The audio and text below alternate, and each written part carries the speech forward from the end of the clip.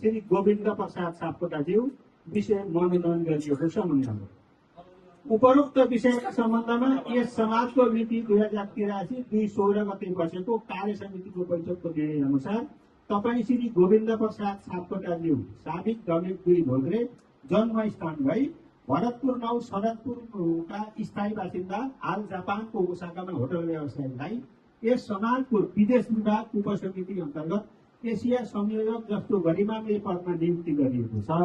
यस समाजको विकासका लागि तपाईँ र तपाईँको परिवारले पुर्याउँदै आउनुभएको अमूल्य सहयोग र दूरदर्शिताको उच्च मूल्याङ्कन सहित कार्यक्षेत्रमा सफलताको शुभकामना कविलाल सापकोटा अध्यक्ष।